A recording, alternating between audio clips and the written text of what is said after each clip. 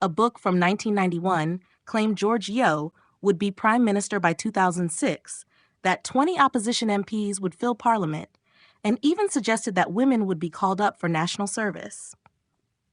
But more than 3 decades later, those bold predictions have sparked laughter instead of headlines.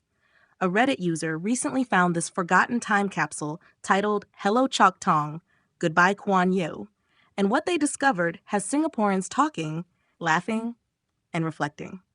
Let's start with the most jaw-dropping prediction of all. Prime Minister, BG George Yeo. At the time, George Yeo was a rising star, a former brigadier general and cabinet minister. He was seen by some as a potential next-gen leader. But in reality, it was Hsien Loong who took the top job, and George Yeo's political career came to an abrupt halt in 2011 when he lost Al Junaid GRC to the Workers' Party. Today, he's in the private sector, far away from the Astana. And there's more. The book also confidently predicted that dual citizenship would be allowed by 2006. That hasn't happened either.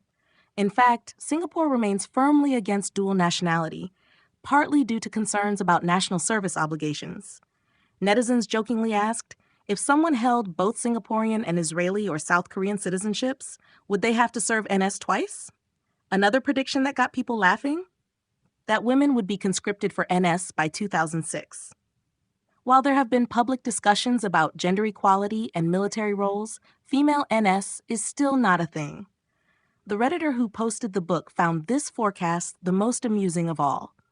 And what about the claim that there would be 20 non-PAP MPs in Parliament by 2006? Not quite. Even now, the Workers' Party holds just 10 elected seats. The opposition is growing, but it's nowhere near that predicted number. That said, not every prediction missed the mark. The book got one thing partially right. Goh Chok Tong did become the Secretary General of the PAP in 1992. But the suggestion that Lee Kuan Yew would step back from government completely? That didn't happen until 2011. To be fair, the author, George Nonis, wasn't trying to write a serious political forecast. His book was a work of satire, meant to entertain and provoke thought, at a time when open commentary on government matters was rare.